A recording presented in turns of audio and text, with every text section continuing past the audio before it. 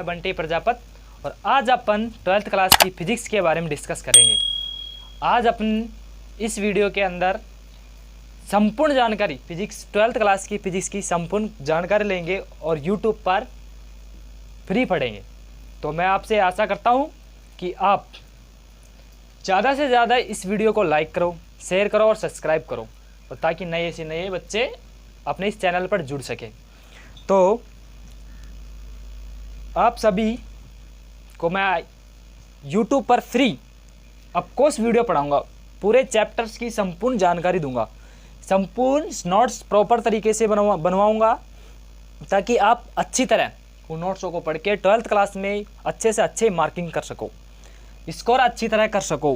कहने का मतलब ये है। तो आज अपन 12th क्लास की फिजिक्स का चैप्टर फर्स्ट पढ़ेंगे, उसके बारे में कुछ डिस्कस करेंगे और कुछ आप पढ़ के भी आए होंगे तो 11th एंड 10th क्लास के अंदर। तो अपना टॉपिक या अपना पहला पार्ट होगा। पहला पार्ट का नाम है विद्युत क्षेत्र। किसके बारे में पढ़ेंगे अपन? विद्युत क्षेत्र के बारे में। अपना पार्ट का नाम है विद्युत क्षेत्र। तो देखो, ये सभी जानते हैं विद्युत क्षेत्र के बारे में, ये सबको पता होगा। इसके अंदर अपना पार्ट का नाम है पहला विद्युत क्षेत्र। तो देखो, सबसे पहले फर्स्ट टॉपिक से बात करते हैं अपन। फर्स्ट टॉपिक का नाम है अपना आवेश। पहला टॉपिक का नाम है आवेश।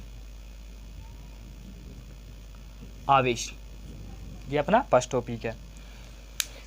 तो आवेश के बारे में पढ़ने से पहले मैं आपको फिर से बता देता हूं कि YouTube पर अपन फ्री कोर्स पढ़ाएंगे। संपूर्ण फिजिक्स 12th क्लास की संपूर्ण फिजिक्स के बारे में अपन डिस्कस करेंगे YouTube पर फ्री। तो ज़्यादा से ज़्यादा अपने इस चैनल को लाइक करो, शेयर करो, ज़्यादा से ज़्यादा स्टूडेंटों के पास इस चैनल को शेयर करो ताकि वो भी पढ़ सके, आपकी तरह वो भी अच्छी तरह पढ़ सके। तो अपन चलते हैं आवेश। आवेश क्या होता है? सबको पता है आवेश क्या होता है।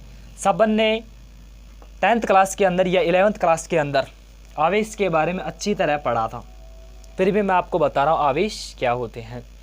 तो अपन जानते हैं आवेश क्या होते हैं। जब दो वस्तुओं को आपस में ग्रसित करते हैं, रगड़ते हैं, आवेशित वस्तुओं को अगर आपस में मैं क्या करूं, रगड़ूं, तो उनके मध्य आवेश को क्या होगा, स्थानांतरण होगा। कहने का मतलब यह है, अगर मेरे पास एक और बॉल पेन हो ऐसा, अगर मैं उस पेन को अच्छी तरह क्या करूं, इस पेन से रगड़ूं, तो उसके अंदर क्या होगा, जैसे ऐसे समझो कि मैंने इस बोर्ड पे अगर दूसरा बोर्ड या इस पे इस तरह के स्लाइस को रगड़ा, ऐसे रगड़ा, तो इसके बाद अदर एक गर्म तो होगा, गर्म होगा तो कुछ आवेश का क्या होगा, आदान प्रदान होगा। तो अपन आज आवेश के बारे में पढ़ रहे हैं। तो अपना आवेश का क्या टॉपिक होगा? आवेश क्या होता है? आवेश किसी पदार्थ का वह गुण होता है। आवेश क्या होता है? किसी पदार्थ या वस्तु का वह गुण होता है।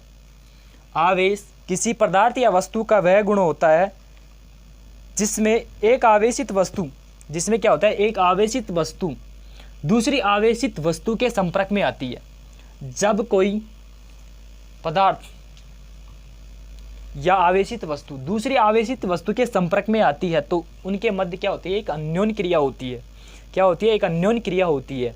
और वो अन्योन्य क्रिया क्या कहलाती है? आवेश कहलाती है। That right. आवेश क्या होते हैं? आवेश वो होते हैं यदि किसी पदार्थ या वस्तु का वह गुण, यदि किसी पदार्थ या वस्तु का वह गुण जो एक आवेशित वस्तु दूसरी आवेशित वस्तु के संपर्क में आते हैं या रगड़ने से आवेश उत्पन्न होते हैं, या रगड़ने से कुछ अभिक्रिया, अन्योन्य क्रिया होगी, या तो इलेक्ट्रॉन उसके अंदर आएंगे या इलेक्ट्रॉन उसका स्थानांतरण करेंगे। ठीक है, तो वो क्या होंगी, वो अभिक्रिया क्या कहलाएगी? आवेश कहलाएगी। तो अपन इसके बारे में अब आज लिखते हैं। तो क्या होगा, तो अपना टॉपिक पहला पार्ट का नाम डालो विद्युत क्षेत्र। तो अपना पार्ट का नाम है विद्युत क्षेत्र। अब विद्युत क्षेत्र, ठीक है, इसमें क्या लिखना है? आवेश। आवेश क्या होता है? आवेश अभी तो मैंने आपको बताया, आवेश किसी पदार्थ का वह गुण होता है। क्या होता है? आवेश किसी पदार्थ का, किसी पदार्थ या वस्तु भी हो सकती है, आवेश किसी पदार्थ का वह गुण आवेश किसी पदार्थ का वह गुण, आवेश क्या होता है, आवेश अभी तो मैंने आपको थोड़ी देर पहले बताया, आवेश किसी पदार्थ का वह गुण होता है, वह गुणधर्म है या वह गुण होता है, वह गुणधर्म है जो या जिसमें एक आवेशित वस्तु, क्या, एक आवेशित वस्तु दूसरी आवेशित वस्तु के, एक आवेशित वस्तु दूसरी आवेशित वस्तु के संपर्क में, दूसरी आवेशित वस्तु के संपर्क में आती है, दूसरी आवेशित वस्तु के साथ या संपर्क में आती है या साथ अन्योन्य क्रिया करती है। क्या करती है, अन्योन्य क्रिया करती है, अन्योन्य क्रिया करती है, तो वो क्या कहलाती है, अन्योन्य क्रिया करती है, आवेशित कहलाती है, अन्योन्य क्रिया करती है, वह क्या होगे, आवेश होगे। आवेश का मतलब, आवेश क्या होता है, आवेश किसी पदार्थ का वह गुणधर्म है, आवेश क्या होता है, किसी पदार्थ का वह गुणधर्म, किसी पदार्थ यानी वस्तु का, यानी इस वस्तु का, देखो ये मेरे पास ये क्या है, एक मैंने इसको क्या मान लिया, वस्तु मान लिया, ये क्या है मेरे पास, एक वस्तु है, इस वस्तु का वह गुणधर्म जिसमें क्या है, एक आवेशित वस्तु, ये पहले से आवेशित है, अगर मैं दूसरी एक आवेशित वस्तु इसके संपर्क में लाऊं तो इनके मध्य क्या हो गया, अन्योन्य क्रिया हो गया। अरे कहने का मतलब है, अगर ये भी आवेशित है और अगली वस्तु भी जो भी आवेशित होगी, तो ये आवेशित है और वो भी आने वाली क्या वस्तु क्या होगी, आवेशित होगी। जब ये दोनों वस्तु क्या होंगी, आवेशित होंगी, तो या तो इनके साथ आकर्षण होगा या क्या, प्रतिकर्षण होगा। ठीक है, तो कुछ क्रिया तो हुई, अन्योन्य क्रिया हुई, तो ये क्या होगी, यदि कोई वस्तु दूसरी वस्तु आवेश, यदि कोई वस्तु एक वस्तु दूसरी आवेशित वस्तु के संपर्क में आती है तो वो क्या होती है, उनके मध्य अन्योन्य क्रिया होती है, वो क्या कहती है, आवेश कहलाती है। आवेश दो प्रकार के होते हैं, धनावेश और ऋणावेश। ठीक है, आवेश कितने प्रकार के होते हैं, आवेश दो प्रकार के होते हैं, आवेश दो प्रकार के होते हैं, आवेश दो प्रकार के होते हैं, कौन कौन से। पहला आवेश क्या होगा भाई, पहला आवेश क्या होती है, धन मान लो या ऋण मान लो, कोई फर्क नहीं पड़ता। तो आवेश दो प्रकार के होते हैं, धनावेश क्या होते हैं, धन आवेश, और दूसरा क्या होता है, ऋणावेश। सिंपल से, अगर जहाँ पॉजिटिव होगा वहाँ नेगेटिव चार्ज तो ऑटोमेटिकली उपलब्ध होगा, नेगेटिव चार्ज के बिना पॉजिटिव चार्ज का अस्तित्व नहीं है, पॉजिटिव चार्ज के बिना नेगेटिव चार्ज का अस्तित्व नहीं है। तो दूसरा क्या होगा, ऋण आवेश। ये हो गए दोनों आवेश हो गए। आवेश क्या होते हैं, आवेश अपन जानते हैं, आवेश क्या होते हैं, आवेश वे होते हैं, देखो आवेश क्या आता है, किसी आवेश किसी पदार्थ के वह गुणधर्म है जिसमें एक आवेशित वस्तु, किसमें, उस पदार्थ के अंदर एक आवेशित वस्तु दूसरी आवेशित वस्तु के साथ क्या करती है, अन्योन्य क्रिया करती है, तो वो क्या कहलाती है, आवेश कहलाती है। आवेश कितने प्रकार के, दो प्रकार के होते हैं, एक ऋणावेश, दूसरा धन आवेश होता है। अब आवेश के बारे में हम जानते हैं, क्या जानते हैं भाई आवेश के बारे में, तो आवेश के बारे में हम जानते हैं, क्या जानते हैं, आवेश का मात्रक। आवेश का मात्रा आप 10th क्लास के अंदर या 11th क्लास के अंदर पढ़ के आए होंगे, आवेश का मात्रक।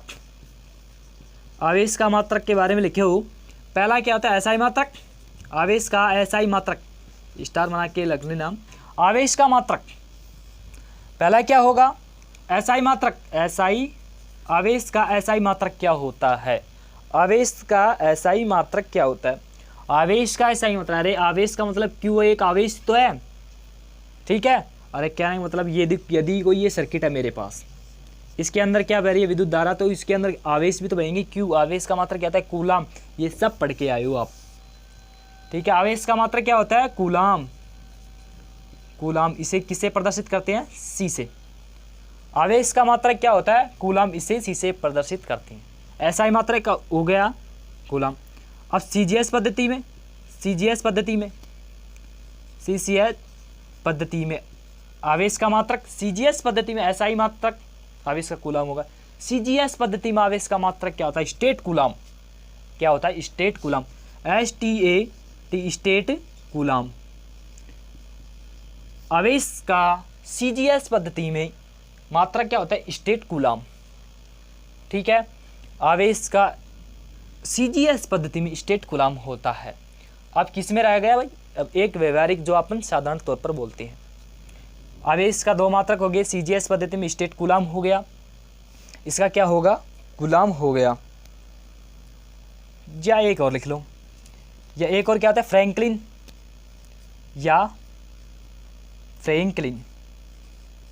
फ्रैंकलिन ये क्या होता है, एक क्या होता है फ्रैंकलिन, क्या होता है फ्रैंकलिन, फ्रैंकलिन। दूसरा मात्रक क्या होता है, स्टेट कूलम या फ्रैंकलिन। स्टेट कूलम बोल दो या आप फ्रैंकलिन बोल दो, क्या दोनों ही क्या है, सेम है। अब आवेश का व्यवहारिक मात्रक, व्यवहारिक मात्रक क्या होता है, आवेश का व्यवहारिक मात्रक क्या होता है, आवेश का व्यवहारिक मात्रक होता है फैराडे। क्या होता है, आवेश का व्यवहारिक मात्रक होता है फैराडे। मैं यहाँ पे कर देता हूँ, आवेश का व्यवहारिक मात्रक होता है फैराडे, फैराडे। ये फल को ऐसे लिख लेना फैराडे, ये ठीक है। आवेश का ऐसा एक मात्र, सॉरी व्यवहारिक मात्रक क्या होता है, आवेश का फैराडे होता है। अब एक फैराडे में, सुनो, एक फैराडे में कितने कूलाम होते हैं, इतने कूलाम होते हैं। एक फैराडे में 96,500 कूलाम होते हैं। सी का मतलब कूलाम है, यहाँ पे कितने होते हैं, एक फैराडे में 96,500 कूलाम होते हैं, 96,500 कूलाम होते हैं। ये हो गया आवेश के बारे में संपूर्ण जानकारी। अब इसके कुछ एग्जाम्पल देखते हैं, किसके, आवेश के एग्जाम्पल देखेंगे भाई, तो आप कॉपी कर लो, ठीक है। अब अपन देखते हैं आवेश के कुछ एग्जाम्पल, जैसे कि आवेश, अपन आवेश के बारे में ये तो कॉपी कर लिया अपन ने, ये लिख लिया कि आवेश का मात्रक क्या होता है। एक और नोट्स बना के लिख लो, जो सबसे ज़्यादा आवेश का सबसे बड़ा मात्रक, ये और लिख लो,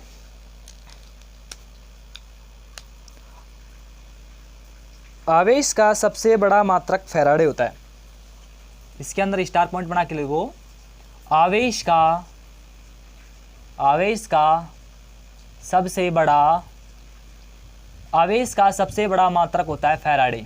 क्या होता है, आवेश का सबसे बड़ा मात्रक फैराडे होता है। और सबसे छोटा मात्रक, स्टार पॉइंट बना के ले लो, आवेश का सबसे छोटा मात्रक क्या होता है, आवेश का सबसे छोटा मात्रक, CGS पद्धति के अंदर आवेश का सबसे छोटा मात्रक होता है, जिसे अपन क्या बोलते हैं, state coulomb, STAT, state coulomb होता है। आवेश का सबसे बड़ा मात्रक होता है फैराडे और सबसे छोटा मात्रक होता है स्टेट कूलाम। ये तो हो गया आवेश के बारे में संपूर्ण जानकारी मेरी तरफ से। अब अपन क्या पढ़ते हैं, इनका एग्जाम्पल, जैसे मैं बता रहा हूँ आपको ऐसे ही बता देता हूँ। आवेश किस प्रकार अपन तय करेंगे भाई, ये आवेश पॉजिटिव है, ये नेगेटिव है भाई, ये इसका मतलब कैसे पता करेंगे, यदि मैं दो वस्तुओं को एक साथ लेके आऊँ, आवेशित वस्तु को, कि वो प्रदर्शित करेंगी या आकर्षित कर देंगे या प्रतिकर्षित करेंगे। उसके लिए क्या करेंगे, उसके लिए सबसे पहले क्या करेंगे, उसके लिए मैं क्या करूँ, एक कांच की छड़ लूँ। क्या है, एक कांच की छड़, ये मेरे पास समझो कांच की क्या है, छड़ है। मैंने सबसे पहले क्या किया, एक कांच की छड़ ली। अब मैं क्या करूँ, उस कांच की छड़ को रेशम के कपड़े के साथ रगड़ दूँ। क्या करूँ, एक कांच की छड़ ली, मैंने रेशम के कपड़े के साथ उस कांच की छड़ को रगड़ा, यानी कि आपस में क्या किया, रगड़ा, और मैंने एक धागे की सहायता से स्वतंत्र पूर्वक उसको क्या कर दिया, लटका दिया। ये मेरे पास कांच की छड़ है, ये कैसे, कोई भी चार्ज मान लो, पॉजिटिव चार्ज या नेगेटिव चार्ज अपनी तरफ से कोई मान लो, लेकिन मैं बताऊंगा पॉजिटिव चार्ज क्या होते हैं, नेगेटिव चार्ज क्या। ये कांच की छड़ है, ये कांच की छड़, ये है कांच की छड़, ये है कांच की छड़, और ये क्या है, एक धागा है, लेकिन डोर है, इसको मैंने क्या कर दिया, इससे अटैच कर दिया, यानी कि इसको बांध दिया। अब मैं क्या करूँ, इसको रेशम के कपड़े के साथ रगड़ के मैंने इसको क्या कर दिया, बांध दिया। अब मैं क्या करूँ, एक इसी प्रकार की कांच की छड़ को मैं इसके पास लेके आता हूँ। जैसे ही मैं इस कांच की छड़ को इसके पास लेके आऊँगा, ये मेरी कांच की छड़ है, इसको लेके आऊँगा तो ये क्या करेगी, एक दूसरे को प्रतिकर्षित करेगी, यानी कि इसको इसके साथ से दूर हटाएगी, यानी कि ये क्या करेगी, प्रतिकर्षित करेगी, यानी कि इसको क्या करेगी, दूर हटाएगी। इसी प्रकार यदि मैं बिल्ली की खाल से क्या करूं, यदि मैं बिल्ली की खाल से एबोनाइट की छड़, किसकी, एबोनाइट की छड़ को रगड़कर स्वतंत्र पूर्वक इस प्रकार लटका दूं, और फिर मैं एबोनाइट की एक अलग छड़, यानी कि एक अलग एबोनाइट की छड़ लूं, और मैं इसी प्रकार उसको भी इसके नज़दीक लेके आऊं, जैसे मैं इसको नज़दीक लेके आऊँगा तो वो भी क्या करेगी, प्रतिकर्षित करेगी, वो भी क्या करेगी, इस तरह है क्या करेगी, वो व्यवहारित करेगी। अब मैं यदि कांच की छड़ को मैं, कांच की छड़ मेरे पास क्या है, ये मेरे पास कांच की छड़ है, इसको मैं क्या कर दूं, स्वतंत्र पूर्वक लटका दिया मैंने। मेरे पास ये कांच की छड़ है, मैं इसको क्या करूं, स्वतंत्र पूर्वक यहाँ पे मैंने लटका दिया। जैसे मैं इसे स्वतंत्र पूर्वक लटका दूं और मैं इसके पास क्या करूं, एक एबोनाइट की छड़ ले, ये मेरे पास का एक क्या है, कांच की छड़ है। अब मैं इससे क्या करूं, एक एबोनाइट की छड़ लेके आऊं, ये मेरे पास क्या होगी, एक एबोनाइट की छड़ है, ये क्या है, एबोनाइट की इसमें क्या है, एबोनाइट की छड़ है। जैसे मैं एबोनाइट की छड़ को इसके पास लेके आऊँगा तो ये क्या करेगी, आकर्षित करेगी, ये क्या करेगी, इसको आकर्षित करेगी, क्योंकि एबोनाइट की छड़ हमेशा ऋणात्मक होती है और ये पॉजिटिव होता है, यानी इसके अनुसार होती है। तो क्या होगी, जब मैं एबोनाइट की छड़ को कांच की छड़ के पास लेके आऊँगा तो वो क्या करेगी, आकर्षित करेगी, और एबोनाइट की छड़ को यदि मैं बिल्ली की खाल से रगड़ कर स्वतंत्र पूर्वक लटका दूं और उसके तत्पश्चात तो उसी एबोनाइट को, अलग एबोनाइट की छड़ को अगर मैं पास लेके आऊँ तो वो क्या करेगी, प्रतिकर्षित करेगी, यानी दूसरे को आपस में एक दूसरे से दूर हटेगी। इसी प्रकार यदि कांच की छड़ को मैं एक अन्य कांच की छड़ के संपर्क में लाऊं तो क्या करेगी, एक दूसरे को दूर हटाएंगी, क्योंकि धकेलेंगे, क्योंकि पॉजिटिव चार्ज इसमें और पॉजिटिव चार्ज इसमें है। ये तो क्या आपका था एग्जाम्पल, बुक के अंदर से देख लेना आप, उसमें भी ऐसे ही बता रखा है। अब अपन पढ़ते हैं, जैसे अब अपन एग्जाम्पल लेके पढ़ते हैं, न्यू एग्जाम्पल जो अपनी तरफ से अच्छी तरह आपको व्याख्या कराई जाएगी। तो अपना नेक्स्ट एग्जाम्पल होगा, ये आवेश हो गया। अब अपना एग्जाम्पल है, जैसे कि अपना एग्जाम्पल है एक परमाणु, अपना एक एग्जाम्पल लेते हैं, एक परमाणु का क्या लेते हैं अपन, एग्जाम्पल लेते हैं। अब देखो परमाणु किससे मिलकर बना हुआ होता है, अणुओं से। परमाणु के अंदर क्या होते हैं, नाभिक होता है, ठीक है। ये मेरा क्या है, परमाणु है, ये मेरा एक परमाणु है भाई, ये क्या है, परमाणु है, ये मेरा क्या है, परमाणु है। परमाणु के अंदर क्या होता है, एक नाभिक होता है, पॉजिटिव चार्ज का होता है, नाभिक होता है, और इसके चारों तरफ क्या होता है, इलेक्ट्रॉन होते हैं। एक परमाणु कंप्लीट कब होता है, जब उसमें इलेक्ट्रॉन हो, प्रोटॉन हो और क्या हो, न्यूट्रॉन हो। भाई ये इसका मतलब ये इसका परिक्रमा कर रहा है, ये क्या इलेक्ट्रॉन है जो चारों तरफ परिक्रमा करता है, ठीक है। यानी कि मेरे पास एक परमाणु है, जब परमाणु के अंदर क्या है, positive charge and negative charge. परमाणु है, एक मिनट, ये मेरे पास क्या है, एक परमाणु है, ये मेरे पास एक परमाणु है।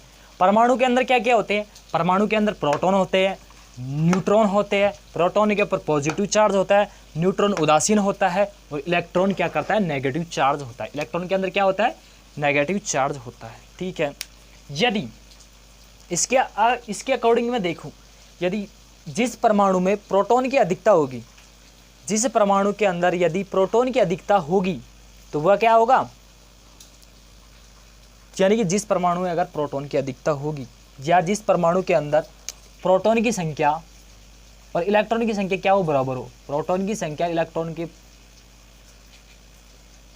यानी कि ये इलेक्ट्रॉन की संख्या क्या हो, बराबर हो, प्रोटॉन की संख्या और इलेक्ट्रॉन की संख्या बराबर हो, तो परमाणु क्या होगा, उदासीन होगा। क्या होगा, परमाणु उदासीन होगा। यदि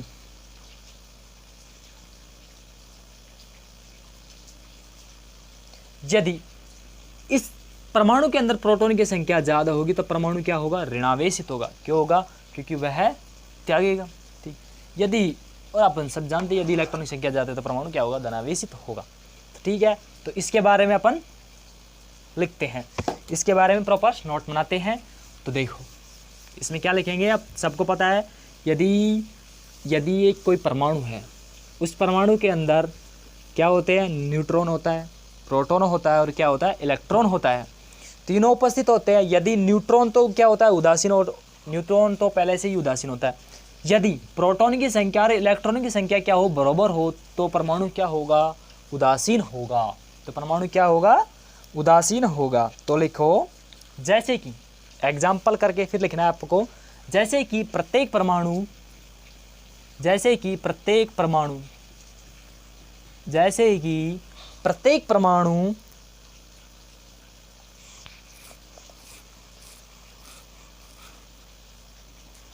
जैसे कि प्रत्येक पदार्थ जैसे कि प्रत्येक पदार्थ परमाणुओं से मिलकर बना होता है। प्रत्येक पदार्थ परमाणुओं से मिलकर, परमाणु का निर्माण भी तो करना है अपन को।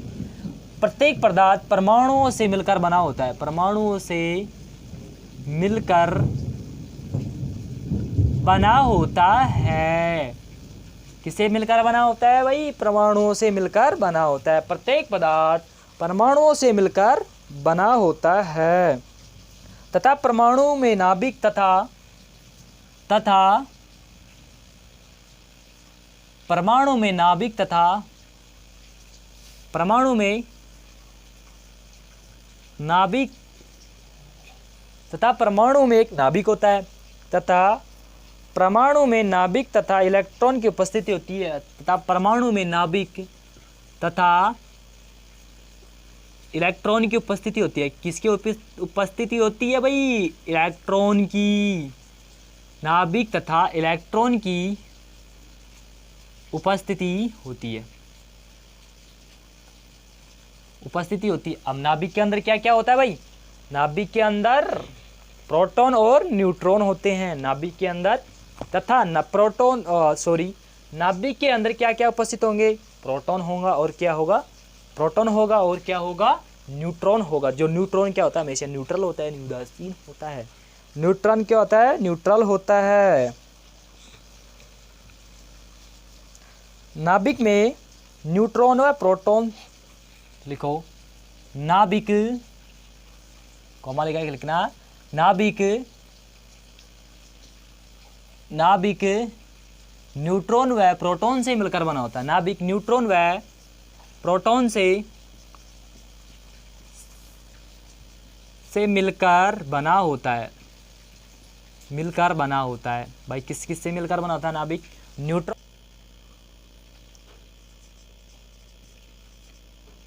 यदि किसी परमाणु में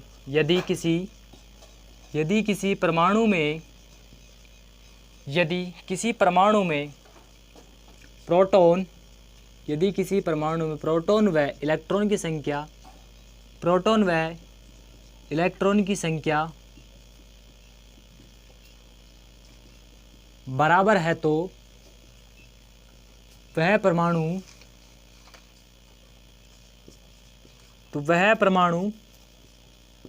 उदासीन होता है। तो वह परमाणु क्या होता है, उदासीन होता है। यदि किसी परमाणु में प्रोटॉन व इलेक्ट्रॉन की संख्या क्या हो, बराबर। अरे सिंपल सी बात है, 2 प्रोटॉन होंगे 2 इलेक्ट्रॉन होंगे, यानी कि ये पॉजिटिव या नेगेटिव, तो ये क्या होगा, न्यूट्रल, यानी जीरो आंसर आएगा ना इसका। अगर प्रोटॉन और न्यूट्रॉन क्या हो, बराबर हो, तो न्यूट्रॉन क्या होगा, जीरो। भाई न्यूट्रॉन क्या होता है, ऑटोमेटिकली उदासीन होती है, यानी कि ये क्या होगा, उदासीन होगा। जिस परमाणु में यदि प्रोटॉन और इलेक्ट्रॉन की संख्या क्या हो, बराबर हो, तो वह परमाणु क्या होता है, उदासीन होता है। अब लिखो, यदि किसी पदार्थ में इलेक्ट्रॉन की संख्या, यदि किसी पदार्थ में इलेक्ट्रॉन की संख्या प्रोटॉन यानी P+, E- का मतलब इलेक्ट्रॉन और P+ का मतलब प्रोटॉन। यदि किसी पदार्थ में इलेक्ट्रॉन की संख्या प्रोटॉन की संख्या से ज़्यादा है तो प्रोटॉन की संख्या से ज़्यादा है तो वह, यदि किसी पदार्थ में इलेक्ट्रॉन की संख्या प्रोटॉन की संख्या से ज़्यादा है तो वह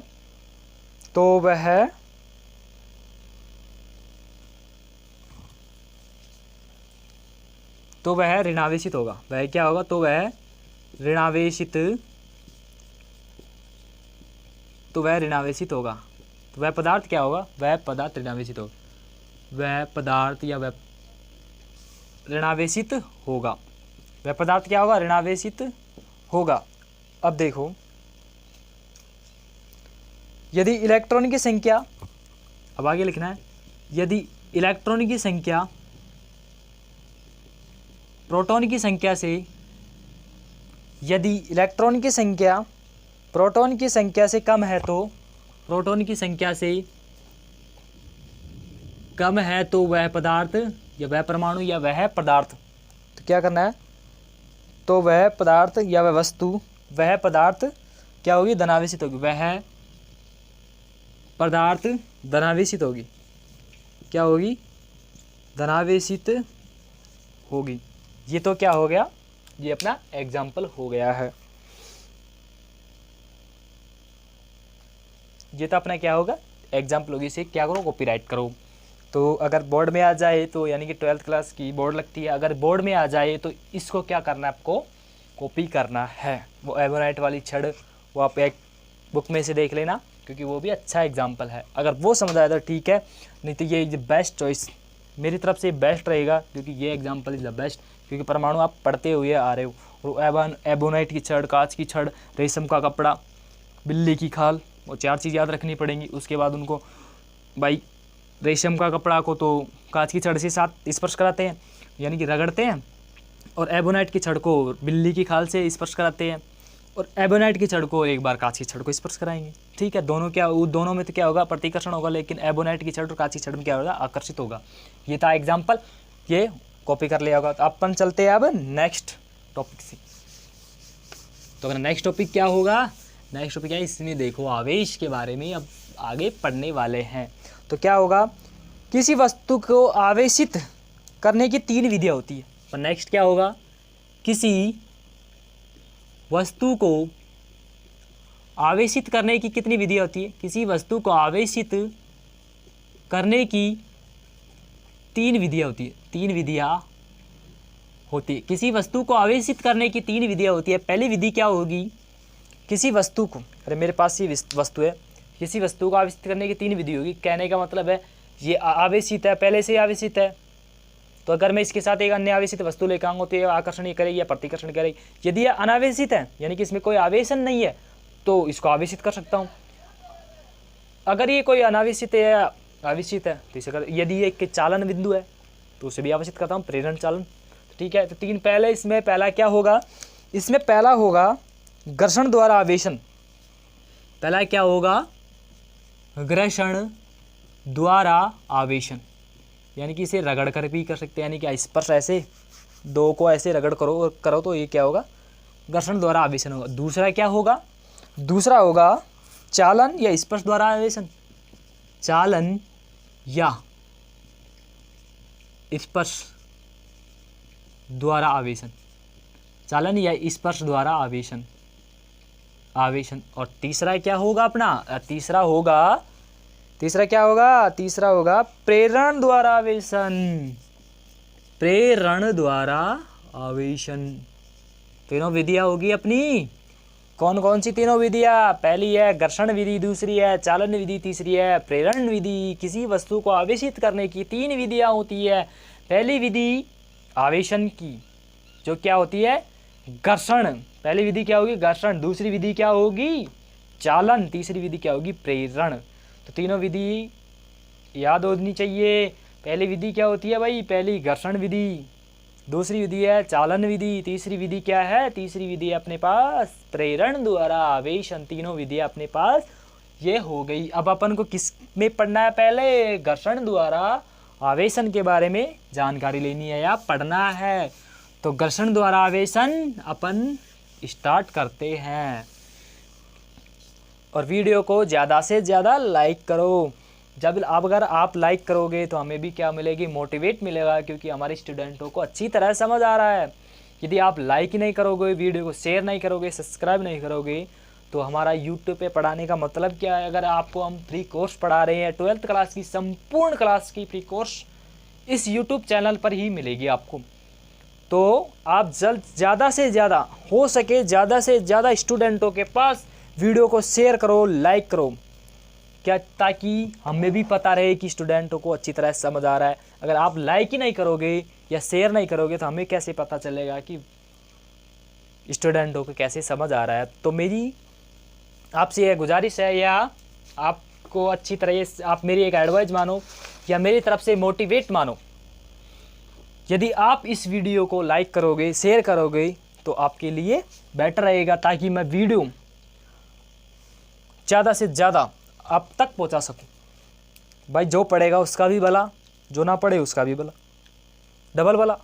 तो अपन क्या पढ़ रहे हैं, अपना टॉपिक क्या है, पहला आवेशन की 3 विधियाँ बताई थी ना। पहला क्या है, घर्षण विधि, घर्षण द्वारा आवेशन विधि, घर्षण द्वारा आवेशन। पहला क्या है, घर्षण द्वारा आवेशन। यदि मैं घर्षण का मतलब समझ रहे हो, घर्षण का मतलब क्या होता है, समझ रहे हो घर्षण का मतलब क्या होता है। तो घर्षण क्या होगा, यदि मैं 2 वस्तु को आपस में क्या करूं, स्पर्श करूं या रगड़ूं, यदि मैं 2 वस्तु को आपस में रगड़ूं तो उनके मध्य एक क्या होगा, विद्युत आवेश उत्पन्न होगा। और विद्युत आवेश क्या होता है, घर्षण द्वारा आवेशन। भाई ये तो क्या आता है, घर्षण द्वारा आवेशन होता है। तो क्या होगा, आवेशन होगा। अरे देखो, यदि मैं एक वस्तु को दूसरी वस्तु के साथ क्या कुछ स्पर्श करूँ तो वो ऐसे, अगर समझो जैसे अगर मैं वस्तु को 2 वस्तु का आपस में रगड़ूँ तो उनके मध्य आवेश उत्पन्न होंगे, यानी कि वो गरम गरम, अपने को तो गरम गरम दिखेंगे वो, अगर अपन हाथ लगाएंगे तो गरम गरम लगती है वो, क्योंकि उनके मध्य विद्युत आवेश उत्पन्न हो रहा है। तो विद्युत आवेश उत्पन्न हो रहा है तो यानी कि वो क्या करेंगी, जब मैं उन वस्तुओं का आपस में रगड़ूंगा, रगड़ने के पश्चात उनके मध्य आवेश उत्पन्न होगा। और यदि उनके मध्य आवेश उत्पन्न होगा तो इलेक्ट्रॉन क्या होगा, आदान प्रदान होगा, या तो इलेक्ट्रॉन जाएंगे या इलेक्ट्रॉन आएंगे। अब जो वस्तु इलेक्ट्रॉन त्यागेगी वो धनावेशित होगी, जो इलेक्ट्रॉन ग्रहण करेगी वो क्या होगी, ऋणावेशित होगी। अरे कहने का मतलब जो त्याग रही है, जो वस्तु क्या है, इलेक्ट्रॉन त्याग रही है तो वो क्या होगी, धनावेशित। क्या कि वो अपने आप ऐसे समझो, अगर अपन किसी के पास पैसे लेने के लिए जा रहे हैं भाई, अपन ने उस व्यक्ति से क्या कहा, मेरे को 10,000 चाहिए भाई, 10,000 रुपये अपन ने क्या कर ले लिया उससे, यानी कि उसने तो अपन को क्या दे दिया, पैसे दे दिए। तो जो ये देने वाला क्या है, प्लस में है, और लेने वाला क्या है, माइनस में है। भाई ये प्लस में क्योंकि अगर अपन इसको पैसे वापस लौटाएंगे तो ब्याज से तो लौटाएंगे नहीं। भाई 10,000 का भाई 12,000 ब्याज होगा, टोटल 12,000 पैसे देंगे। तो अपने पास क्या, अपने पास तो लॉस हुआ, पैसों का लॉस हुआ, और इसके पास क्या, पैसे डबल हो गए जुड़ के, यानी कि 2,000 का इसके पास क्या हुआ, फ़ायदा हुआ। तो यानी कि जो वस्तु इलेक्ट्रॉन देगी या कुछ भी देगी, जो वस्तु इलेक्ट्रॉन त्यागेगी वो क्या होगी, धनावेशित। जो वस्तु इलेक्ट्रॉन को ग्रहण करेगी वो क्या होगी, ऋणावेशित होगी। तो इसमें यही है कि यदि मैं वस्तु को आपस में रगड़ूंगा तो उनके मध्य क्या होगा, इलेक्ट्रॉन का आदान प्रदान होगा। जो वस्तु इलेक्ट्रॉन त्यागेगी वह धनावेशित होगी, जो वस्तु इलेक्ट्रॉन ग्रहण करेगी वो क्या होगी, ऋणावेशित होगी। यही क्या होता है, घर्षण आवेशन होता है। तो अपन घर्षण आवेशन के बारे में अब लिखेंगे। तो घर्षण आवेश क्या था, जब 2 वस्तुओं को आपस में रगड़ा जाता है तो उनके, जब 2 वस्तुओं को आपस में रगड़ा जाता है तो, जब 2 वस्तुओं को आपस में रगड़ा जाता है तो उन दोनों वस्तुओं के मध्य उत्पन्न विद्युत घर्षण जाता है, तो उन दोनों वस्तुओं के मध्य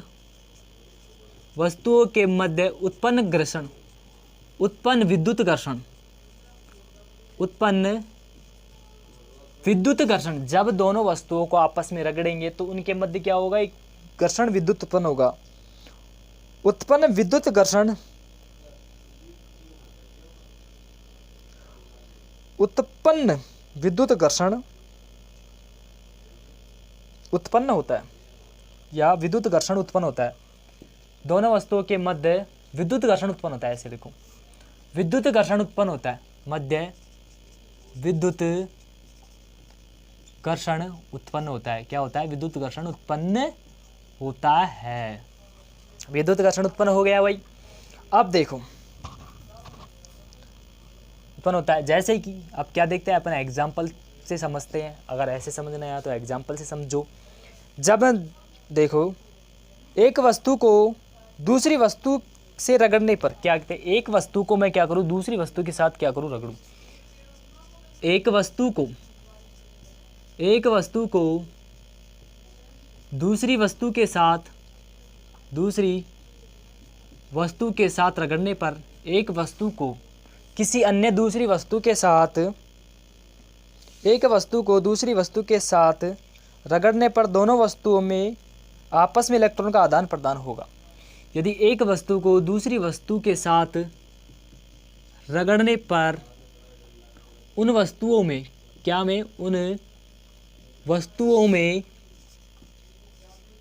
में इलेक्ट्रॉन का आदान प्रदान होगा। आदान प्रदान होता है, आदान प्रदान आना हुआ जाना, यदि या तो आएंगे या उसमें जाएंगे। आदान प्रदान होता है, जो वस्तु आदान प्रदान होगा, जो वस्तु इलेक्ट्रॉन का त्याग करेगी, इलेक्ट्रॉन त्यागे वह वस्तु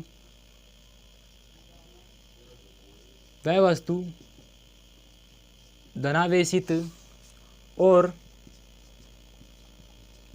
जो वस्तु इलेक्ट्रॉन ग्रहण करेगी, इलेक्ट्रॉन ग्रहण का मतलब इलेक्ट्रॉन को लेगी, इलेक्ट्रॉन ग्रहण करेगी, वह वस्तु ऋणावेशित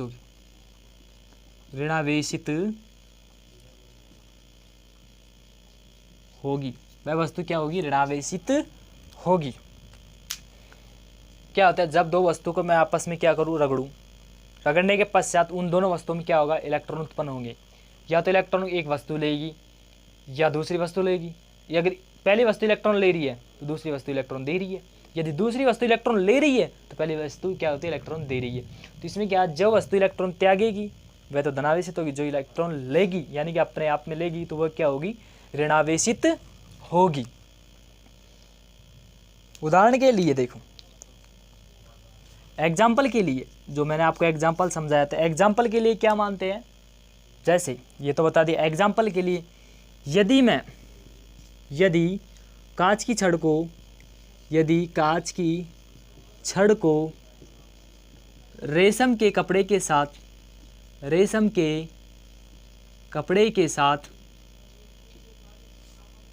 यदि कांच की छड़ को मैं रेशम के कपड़े के साथ रगड़ने पर कांच की छड़ धनावेशित, कपड़े के साथ रगड़ने पर, यदि कांच की छड़ को रेशम के कपड़े के साथ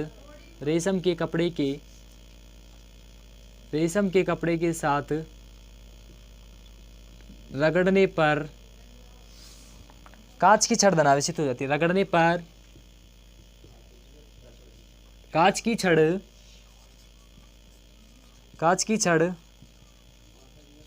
धनावेशित हो जाती है, वह रेशम का कपड़ा ऋणावेशित होता है। वह रेशम का कपड़ा क्या होता है, वह रेशम का कपड़ा ऋणावेशित होता है, वह रेशम का कपड़ा ऋणावेशित हो जाता है, ऋणावेशित हो जाता है।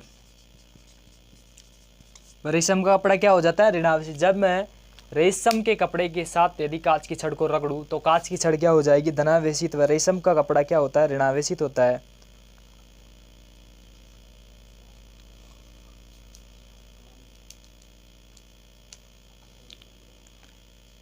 ऋणावेशित हो जाता है, ठीक है।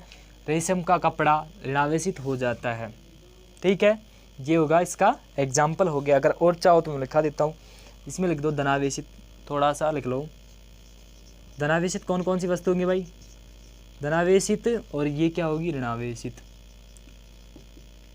इसमें क्या होता है, धनावेशित के अंदर क्या होगा, ऋणावेशित के अंदर क्या होगा। अब देखो धनावेशित और ऋणावेशित। धनावेशित क्या हो गया, धनावेशित हो गई कांच की छड़, कांच की छड़। धनावेशित कांच की छड़ है तो रेशम का कपड़ा ऋणावेशित है, रेशम का कपड़ा, रेशम का कपड़ा, पहला ये होगा। दूसरा देखो एबोनाइट की छड़, नाइट की छड़, यदि एबोनाइट की छड़ क्या होगी, धनावेशित। यदि एबोनाइट की छड़ क्या होगी, धनावेशित होगी, तो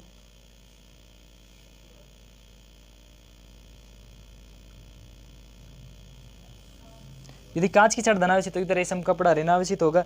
यदि बिल्ली की खाल, यदि बिल्ली की खाल क्या होगी, धनावेशित। चलो एक एग्जाम्पल, ठीक है, नहीं लिखेंगे दूसरा एग्जाम्पल, उसमें देख लेना। इसमें क्या होगा, कांच की छड़ धनावेशित, रेशम का कपड़ा ऋणावेशित होगा तो कांच की छड़ धनावेशित होगी। यदि कांच की छड़ यदि एबोनाइट की छड़ ऋणावेशित होगी तो बिल्ली का कपड़ा क्या होगा, जो बिल्ली की खाल होगी क्या होगी, धनावेशित होगी। ठीक है, ये होगा घर्षण द्वारा आवेशन। अब नेक्स्ट पढ़ेंगे अपन चालन स्पर्श द्वारा आवेशन। अब नेक्स्ट पढ़ेंगे चालन स्पर्श द्वारा आवेशन, जो नेक्स्ट वीडियो में पढ़ने वाले हैं। तो आज के लिए इतना ही काफ़ी। ज़्यादा से ज़्यादा वीडियो को लाइक करो और शेयर करो, ताकि हमें भी क्या हो, मोटिवेशन मिले और आपको भी मोटिवेशन मिलेगा। भाई जो भी वीडियो को ज़्यादा लाइक करेगा या सब्सक्राइब करेगा तो हमारे लिए अच्छा ही होगा, क्योंकि हमारे लिए तो वो है कि उसको अच्छी तरह समझ आ रहा है। ज़्यादा से ज़्यादा स्टूडेंटों को, मेरे कहने का मतलब ये है कि ज़्यादा से ज़्यादा स्टूडेंटों को वीडियो को क्या करो, शेयर करो, लाइक करो, ताकि आप तक न्यू अपडेट तुरंत पहुंच सके। आज के लिए इतना ही काफ़ी। मिलते हैं नेक्स्ट वीडियो में एक नए जोश और नए एनर्जी, नए टॉपिक के साथ, क्योंकि अपन को अब की बार करनी है 12वीं में 90+ नंबर लाने। फिजिक्स में क्या करने हैं, 90+ नंबर लाने हैं। तो 90+ नंबर लाने के लिए क्या करोगे आप, अच्छी तरह इनको पढ़ना है। नोट्स, प्रॉपर नोट्स यही हैं, इनको नोट्स बनाना है और नोट्स बना के लिखना है। अगर यदि मेरे लिखाए हुए नोट्स से अगर यदि बाहर निकल जाए तो मेरे से आके बोल देना, सिर्फ आपके पढ़ाने से ये बाहर निकल गया है, ऐसा कभी नहीं होगा, नहीं मेरी तरफ से। क्योंकि आज के लिए इतना ही काफ़ी। मिलते हैं नेक्स्ट वीडियो में, आज के लिए इतना ही काफ़ी।